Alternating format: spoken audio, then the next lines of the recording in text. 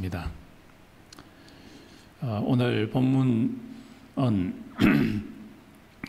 바울이 폭풍우를 가로지르고 로마에 이르게 되었을 때에 많은 사람들을 만나게 되고 그 사람들에게 가르쳤던 내용이 하나님의 나라와 주 예수와 메시아 예수입니다. 그래서 이 메시아 예수에 대해서 오늘 한번 살펴보겠습니다. 여러분의 메시아는 누구입니까? 여러분 자신입니까? 아니면은 유명한 정치인입니까? 아니면은 고난을 당하시는 예수님이십니까? 오늘 본문 말씀에서는 예수님이 메시아이시다 라고 그렇게 적어놨습니다. 그러므로 오늘은 메시아가 누구인지 잘 이해해야 되겠고, 또 메시아 예수에 대한 바른 태도와 또 바른 행동들을 가져야 되겠습니다. 이 메시아라는 말은 히브리어로 메시아흐라 해서 메시아라고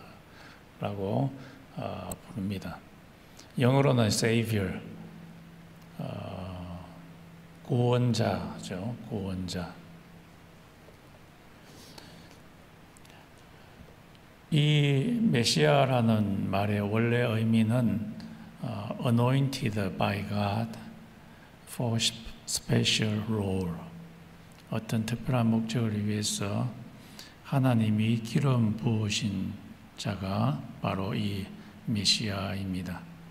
그래서 이 메시아가 왕일 수도 있고 또 선지자일 수도 있고 제사장일 수도 있습니다. 이 구약에 보면 이 메시아에 대한 이름들이 여러 군데 여러 가지 이름으로 나옵니다. 그래서 그 중에 하나가 순 알죠? 나무에서 순이 나오는데 그 순이라고도 하기도 하고, 어떤 곳에서는 Son of Man, 인자라고도 하고요. 또 어떤 곳에서는 Son of God, 하나님의 아들. 또 어떤 곳에서는 돌이라는 곳도 있습니다. 이 메시아라는 곳이 구약에서는 여러 가지 이름으로 불리어지게 됩니다. 이 여러 가지 이름 중에 하나가 하나님의 아들인데, 이 아들이 사무엘하 7장 12절에서 14절에 보면 하나님의 아들에 대해서 나옵니다. 나단이라고 하는 선지자가 이제 죽기 일보 직전에 다윗 왕에게 가서 한 가지 예언을 합니다. 당신의 몸에서 날 아들이 하나님의 아들이 되어서 성전을 지을 것이고, 그리고 하나님의 나라 Kingdom of God을 영원토록 있게 할 것이다. 이렇게 예언을 해 주었습니다. 이 예언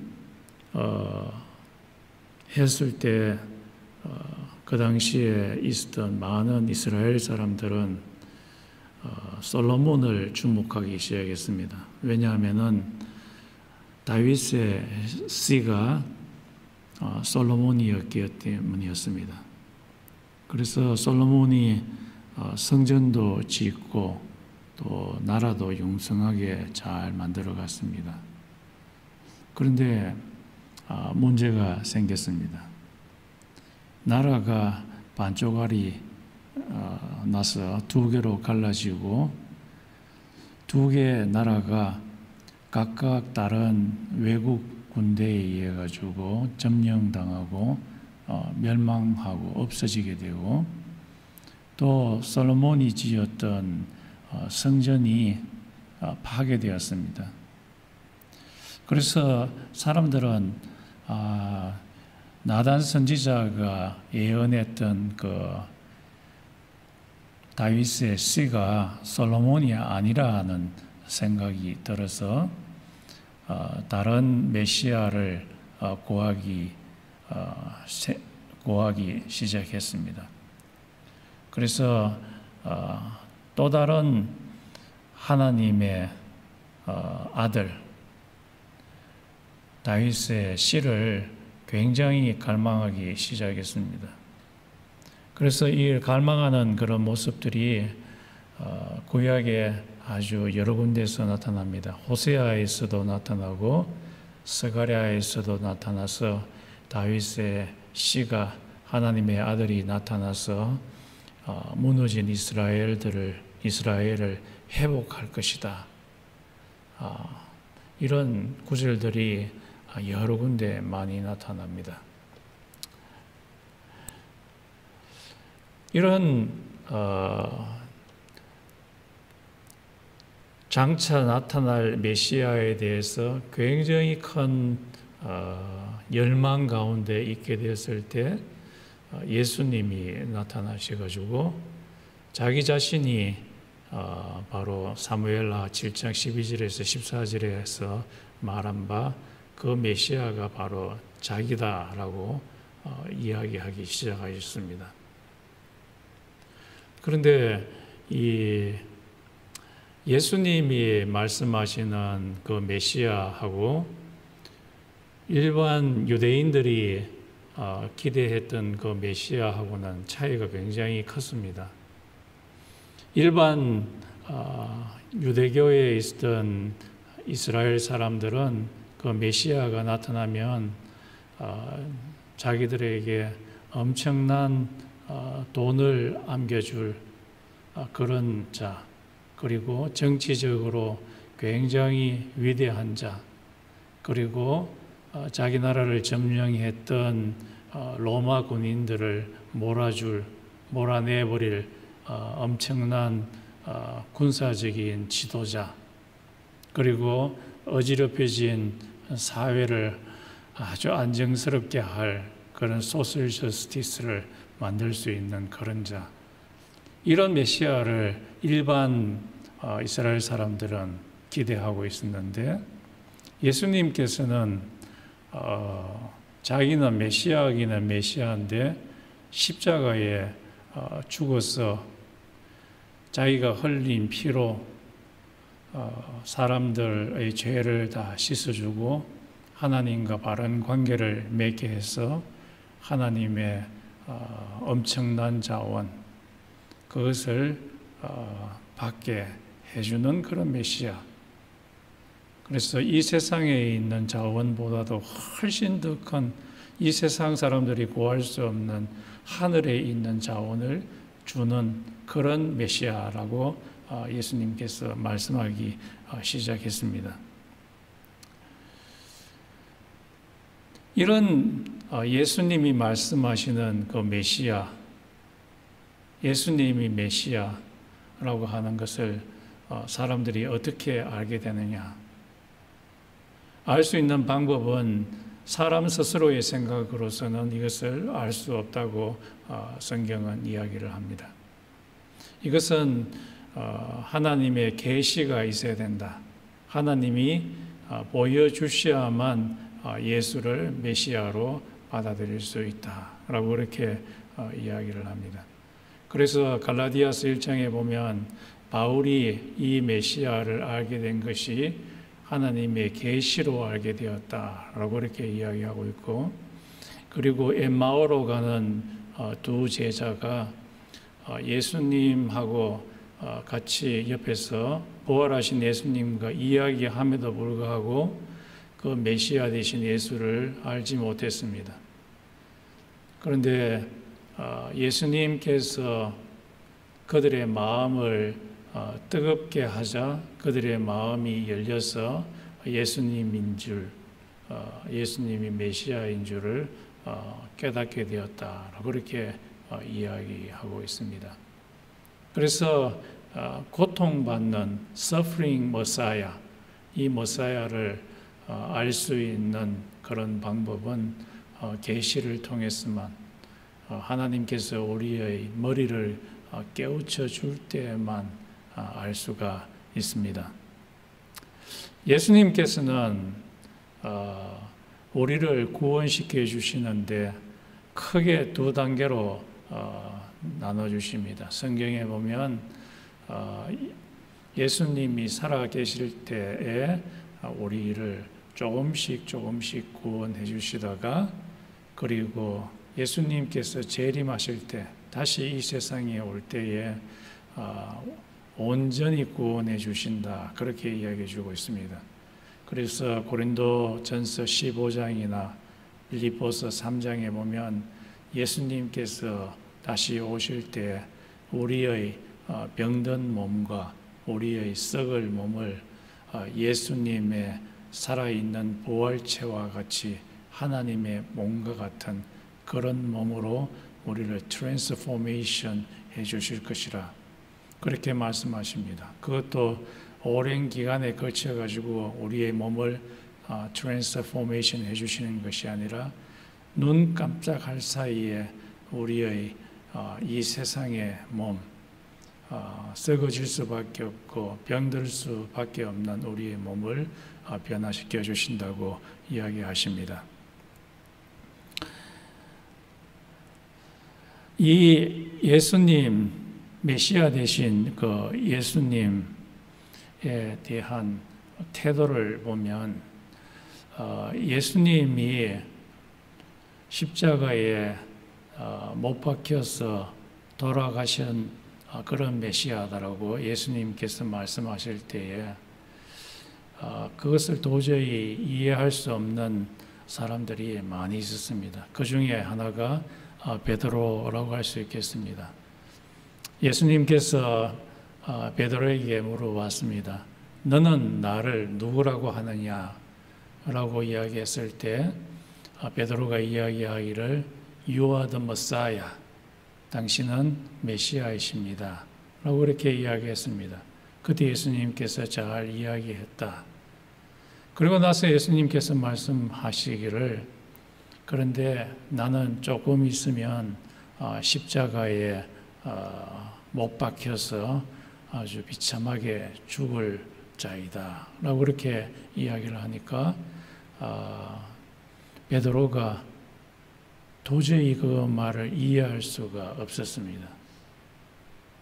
어떻게 메시아가 죽을 수가 있는가?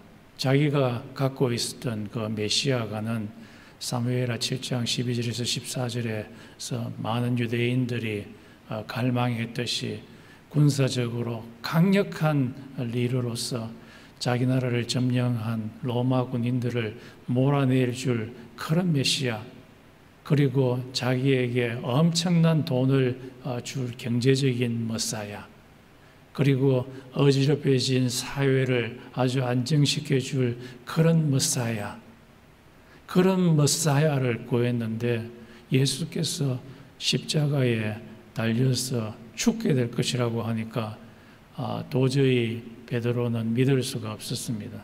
그래서 마가복음에 보면 이 베드로가 예수님을 그 방의 구석으로다 밀어놓고서 꾸짖었다고 얘기하고 있습니다.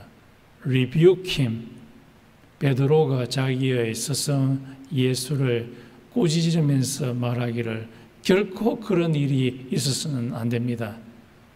그것은 도저히 믿을 수 없는 말입니다. 라고 예수님께 막 대들었습니다. 이와 마찬가지로 바울도 비슷한 태도를 취했습니다. 바울은 그 당시에 예수 믿는 사람들이 예수가 바로 메시아다라고 그렇게 이야기하니까 저거는 거짓말쟁이다, 거짓말하고 있다라고 생각을 했습니다. 메시아 같으면 아주 강력한 자로서 우리를 살려야 되는데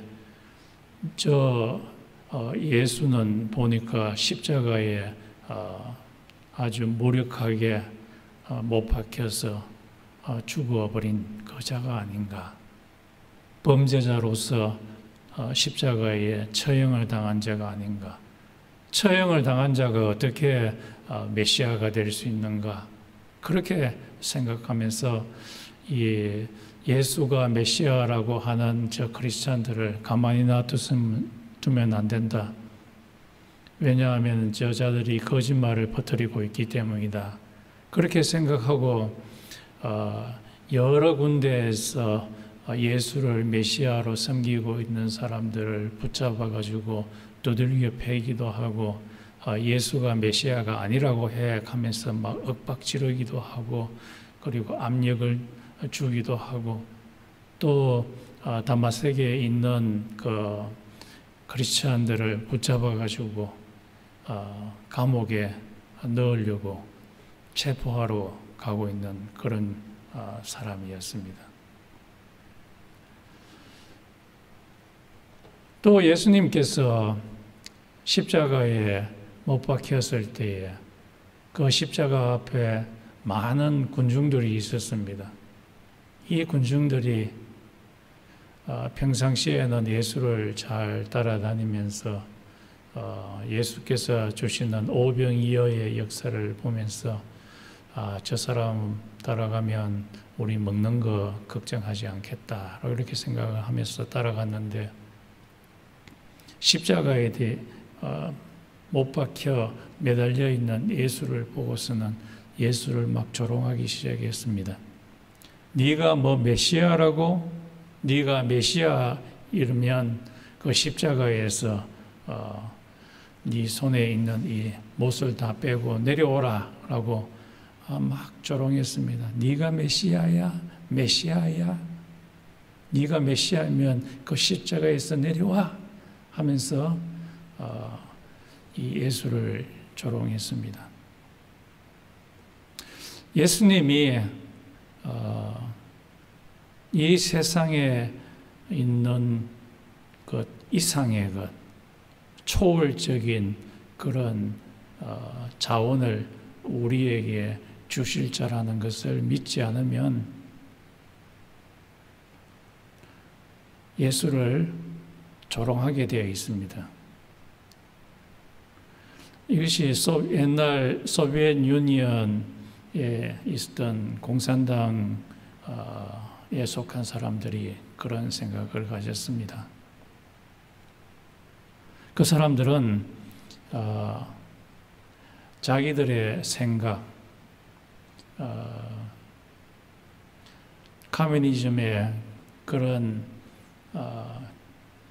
원칙대로 밀고 나가면 모든 사람들이 평등하게 잘 살 거라고 그렇게 생각했습니다. 아무런 문제 없이 살아갈 거라고. 그래서 이 공산주의를 주입시키면서 돈 많이 있고 재산 많이 있는 사람들한테 돈을 빼앗아 가지고 없는 사람들한테 나누어 주기 시작했습니다. 이것이 잘 이루어지면 모든 문제가 다 해결될 거라고 그렇게 생각했는데 그렇게 되지 않았습니다. 아주 공산당의 위에 있는 사람들이 부자들의 돈을 빼앗아 가지고 많은 돈을 자기가 착복하고 나머지 돈을 다른 사람들한테, 가난한 사람들한테 나누어 줬지만은 이 가난한 사람들도 일을 하기 싫어가지고 일을 안 하기 시작했습니다. 그랬더니만 나중에 나라 전체가 먹을 것이 없어가지고 사람들이 먹을 양식을 배급을 받기 위해서 줄을 서는데 4시간, 5시간을 기다려야만 빵 한 조각이, 고기 한 조각 얻을 수 있는 그것으로 변하게 되었습니다. 이 세상에 있는 뭔가 자원을 갖고서 사람을 구원한다는 것은 거의 불가능에 가깝습니다. 그래서 예수님께서 오병이어 사건을 일으켰을 때 많은 사람들이 예수님을 왕으로 삼고자 했습니다. 저 사람들 그 사람들은 예수를 왕으로 삼으면 예수께서 끊임없이 빵과 떡을 그들에게 줄 거다. 경제에 대해서는 문제 생각할 필요가 없겠다라고 생각했는데 예수님께서 말씀하시기를 이 세상에 있는 떡을 먹는 자는 다시 배고플 것이요. 이 세상에 있는 물을 마시는 자는 다시 목마르게 될 것이다. 이 세상에 있는 것으로서 자기 자신을 구원하려고 하는 것은 어불성설이다. 그것은 일어나지 않는다. 오로지 누구든지 내 피를 마시고 내 살을 먹는 자가 살 것이다. 그렇게 말씀하셨습니다. 그것은 이 세상에 있는 자원 밖에 있는 하나님의 생명, eternal life, 영생을 예수 그리스도의 피를 믿음으로 하나님과 바른 관계를 맺게 해서 하나님 아버지로부터 받는 자가 영생하게 될 것이다. 라고 그렇게 말씀하셨습니다. 얼마 전에 제가 한 뉴스 미디어를 보니까요. 우리 몸에 DNA가 있지 않습니까? DNA를 갖고 있는 것이 지놈인데 게놈이라고 하죠. 이 게놈 안에 DNA가 있고 우리 몸에 대한 모든 정보들이 이 DNA 속에 있습니다. 그런데 이 과학자가 우리 몸에 있는 DNA를 추출해 낼 수 있게 되었고, 그리고 추출해낸 그 DNA 정보를 전부 다 지도로서 만들게 되었습니다. 그래서 엄청나게 많은 이 우리 몸에 대한 정보를 이 사람이 알게 되었는데, 그런데 이 사람이 말하기를 우리의 몸에 질병을 일으키는 그 부분을 DNA에 있는데 그걸 딱 잘라내고 그것을 낫게 하는 부분을 가위로 DNA 가운데서 잘라내어서 그리고 처음에 잘라내었던 그곳에 딱 붙이고 계속해서 막 생성을 많이 하게 되면은 낫게 되는 그 부분이 많이 생성되기 때문에 그 질병은 다시는 걸리지 않게 된다. 그래서 질병마다 그렇게 처리를 하게 되면은 사람은 영원히 죽지 않고 살아가게 된다. 그렇게 이야기를 했습니다. 그래서 200살도 살 수 있고 사람이 300살도 살 수 있고 영원히 살 수 있게 만들 수 있다라고 자신 있게 이야기를 했습니다. 제가 그 말을 들었을 때 저것은 거짓이다 라고 생각을 했습니다. 왜냐하면 성경에서는 분명히 말씀하시기를 이 세상에 있는 것으로서 사람을 영원히 구원시킬 수 없다라고 성경은 분명하게 말씀하기 때문이었습니다. 우리를 구원할 수 있는 유일한 방법은 이 세상 밖에 있는 하나님의 생명이 우리에게 들어와야만 우리가 예수 그리스도와 같은 그런 몸을 갖게 됩니다. 온전히 구원을 받게 됩니다. 지금까지 이런 사람들은 제가 언급한 이런 사람들은 예수에 대해서 아주 잘못된 애티튜드를 갖고 있는 그런 사람들이었습니다. 예수가 메시아됨에 대해서 아주 바른 애티튜드를 갖고 있는 사람들은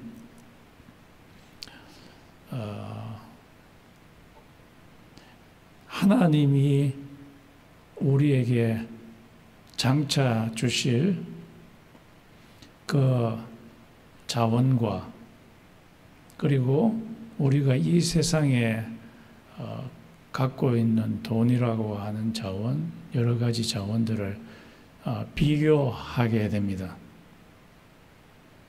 그리고 비교해서 하나님이 주신 그 자원이 절대적인 자원이라고 생각을 하게 되고, 이 세상에 있는 자원들은 차이는 있겠지만은 결코 우리를 구원시킬 수 없는 것이라고 평가를 합니다. 그래서 이 예수를 메시아라고 받아들이는 그 사람은 이 세상의 자원과 하나님이 장차 주실 그 자원을 비교할 수 있고, 또 이 세상에 있는 자원을 상대화할 수 있는 그런 생각을 갖고 있는 사람입니다. 그래서 이런 사람들은 이 세상에 있는 자원에 함몰되지 않습니다. 이 세상에 있는 돈이나 자원들은 굉장히 전점성이라고 하나요?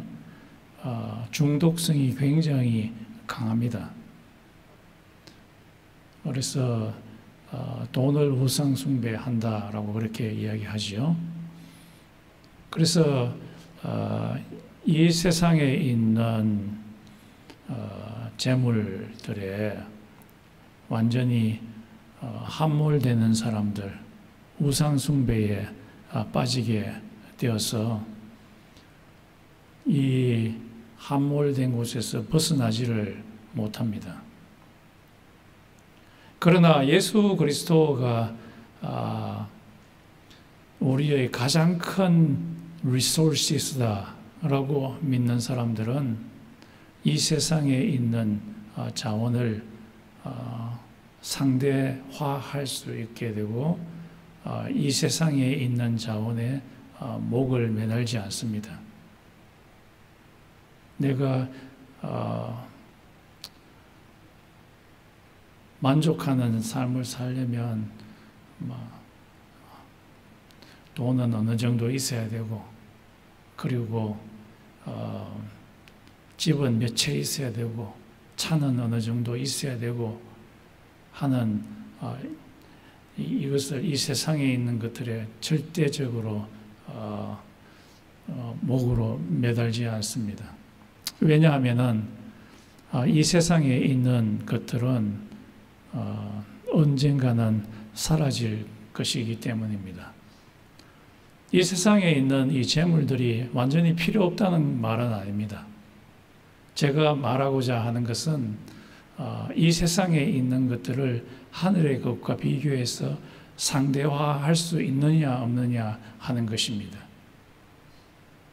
예수를 진짜 메시아라고 믿는 사람들은 이 세상에 있는 것들에 목을 매달지 않습니다. 이곳에 함몰되지 않습니다. 이것을 보면은 진짜 예수를 메시아로 믿는지 아니면은 예수를 진짜 메시아로 믿지 않는지를 알 수가 있습니다.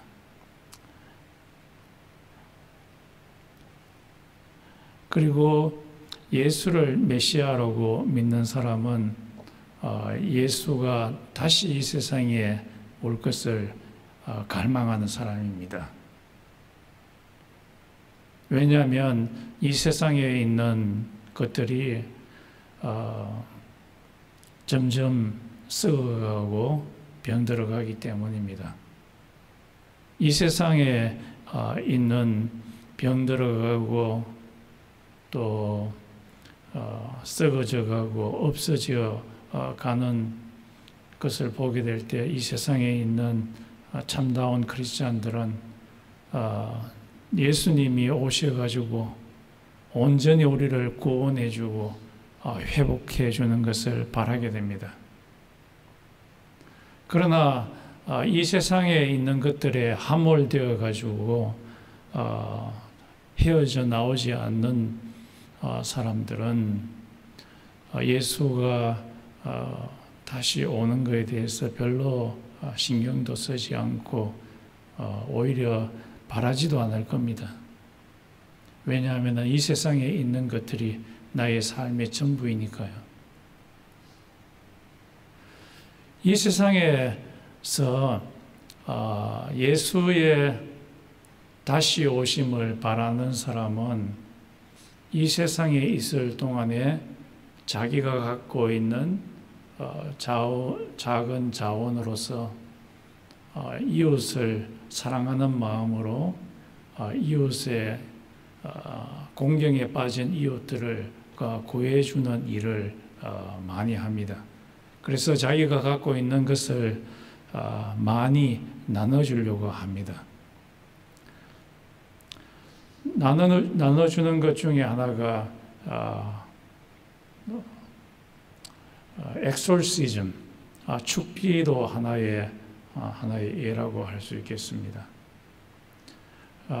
어떤 사람은 귀신에 사로잡혀 있습니다. 귀신에 사로잡혀 있는 것은 굉장히 고통스러운 일입니다. 그런데 이 사람을 예수의 이름으로 구해주게 되면 그 사람은 참 삶이 기쁜 삶으로 바뀌게 됩니다. 브라이언 박이라는 사람이 LA에서 살았는데요. 이 사람은 UCLA에서 정치학과를 졸업을 하고 뉴욕에 있는 월스트리트에서 정권회사에 취직을 해서 29세에 부사장까지 올라갔던 사람입니다.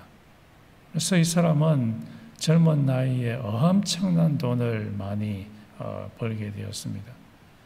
그래서 아주 럭주리어스한 차들이 집에 여러 채 있고 또 집도 어리어리한 집도 있게 되었습니다. 돈은 많이 벌게 되었지만 그 마음에 기쁨이 없어서 마약에 손을 대기 시작했습니다. 그러던 어느 날 자기 형과 함께 차를 타고 세븐일레븐 앞에 도달을 했습니다. 자기 형은 그 차에서 나와서 세븐일레븐에 들어가서 커피 한 잔 사기 위해서 들어가고 또 자기는 차에 남아 있었는데 그 근방에 전도지를 나눠주는 어떤 전도자가 있었습니다. 이 전도자가 이 브라이언 박에게 접근을 해서 Do you believe in Jesus? 당신 예수를 믿느냐라고 그렇게 물어봤을 때 그 사람이 No, I don't believe in Jesus. 나는 예수를 믿지 않습니다. 라고 이야기했습니다. 그런데 전도자가 한 번 더 말합니다. Can I pray with you? 내가 당신과 함께 기도해도 괜찮겠습니까? 그런데 이상하리만큼 이 브라이언 박이 Yes, 그렇게 합시다. 그렇게 이야기하니까 이 전도자가 그러면 내가 하는 말을 따라 하시겠습니까? 하니까 예, 따라 하겠습니다. 이 사람이 전도자가 이렇게 말했습니다. Jesus, 예수님, with your blood, 당신의 피로서 take away my sins, 내 죄를 사해 주시고 and fill me with the Holy Spirit, 성령으로 내 자신을 가득 채워 주십시오. 그렇게 말하니까 이 브라이언 박이 그대로 따라했습니다. 이렇게 따라하고 나서 얼마 지나지 않아서 이 전도자는 그곳을 떠나가고 혼자 이 차에 남아 있는데 갑자기 브라이언 박이 몸이 막 흔들리기 시작했습니다. 막 흔들리면서 자기 속에 있는 뭔가가 자기 몸에서 빠져나가는 것을 느꼈습니다. 한 번 몸을 흔들고는 한 개가 빠져나가고 두 번째 또 빠져나가고 세 번째 빠져나가고 20번째까지 빠져나갔습니다. 자기 몸에서 빠져나간 것이 무엇인가? 나중에 알고 보니까 자기 몸속에 있는 악한 귀신이었습니다. 그리고서는 자기의 눈에서는 눈물이 막 쏟아져 나왔습니다. 그리고는 그의 마음이 깨끗해지는 것을 느꼈습니다. 그가 조금 전에 기도했던 대로 예수님의 피가 그의 죄를 씻어버리고 성령님이 그 속에서 역사하니까 그 마음 속에서 회개의 마음이 나오고 기쁨이 그의 마음 가운데 충만했기 때문이었습니다. 예수를 메시아라고 여기는 그 사람 속에서는 하나님께서 역사하시며 성령님께서 역사하셔서 그 마음 속에 있는 귀신을 몰아내버리고 성령께서 주시는 성령의 열매, 샘솟는 기쁨이 그 마음 가운데 스며들게 됩니다. 예수를 메시아로 맞아들이는 사람은 귀신에 억눌려 있는 사람의 그 귀신을 몰아내고 참다운 하나님의 생명과 기쁨을 느끼게 해주는 자입니다. 또 예수를 참다운 메시아로 믿는 사람은 메시아 대신 예수, 하늘에 계신 그 메시아 예수에게 기도하는 사람입니다. 미스터 카펜터시라는 분이 계시는데요. 이분은 영국에서 구세군 살베이션 아미의 치프이 되시는 그런 분이었습니다. 이분은 자기 아내 미시즈 카펜터, 조지 카펜터가 있었고 그리고 딸이 한 명 있었습니다. 이 딸은 이스트 아시아에 있는 한 나라의 미셔너리로 갔습니다. 그래서 이 부부는 자기 딸을 굉장히 자랑스럽게 여겼습니다.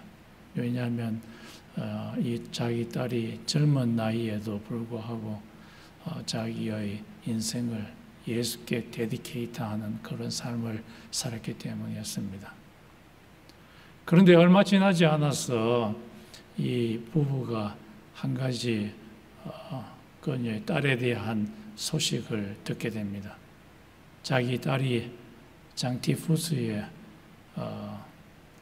걸려가지고 막 열이 나서 굉장히 목숨이 위태롭다는 그런 소식을 듣게 됩니다. 그 소식을 듣자마자 이 부부는 처음에는 자기 딸을 살려달라고 하나님한테 간절히 기도했지만은 조금 지나자 더 이상 자기 딸의 목숨을 살려달라고 하나님께 기도할 수 없다는 것을 그 부부가 느꼈습니다. 그런데 몇 주, 6주 정도 지나자 자기들의 딸이 죽게 되었습니다. 그런데 미스터 카펜터 씨가 자기 딸이 죽는 그날, 아직까지 죽었다는 소식은 듣지 못했는데 그날 자기 와이프한테 이야기했습니다. 여보, 참 이상하려군요. 어쩐지 내 마음에 이렇게 평강이 있네요. 내 마음이 왜 이렇게 잔잔한지 몰라요. 그때 자기 와이프도 이야기를 했습니다. 나도 그래요. 이렇게 이 부부가 자기 딸이 죽었는 그날에 그렇게 큰 평안을 느낄 수 있었던 것은 하나님께서 성령으로 그들의 마음 가운데 찾아오셔서 예수 그리스도께서 그들의 마음에 성벽을 짓기 때문이었습니다. 너무 슬퍼하지 않도록 예수 메시아가 그들의 마음에 성벽을 쳤기 때문이었습니다. 빌립보서에 이런 말이 있지 않습니까? 바울이 빌립보 교인들에게 이야기하기를 기도와 간구로 감사함으로 하나님 아버지께 아뢰라. 그렇게 기도하면 우리의 지각으로서 도저히 이해할 수 없는 하나님의 평강이 너의 마음과 생각을 지키시리라. 이렇게 말씀하십니다. 미스터 카펜터 씨와 그 아내의 마음이 너무 상심해서 쓰러질까봐 하나님 아빠께서 메시아 예수께서 그들의 마음을 지키시고 평강을 주었던 것입니다. 여러분은 예수를 메시아라고 생각합니까? 예수를 메시아라고 생각하는 사람은 예수를 소망하며 예수께 기도하는 사람입니다. 이 시간 잠시 기도하겠습니다. 메시아 예수는 십자가에 못 박히시고 부활하시고 성천하셔서 우리를 내팽개쳐 버리시는 그런 분이 아니시고,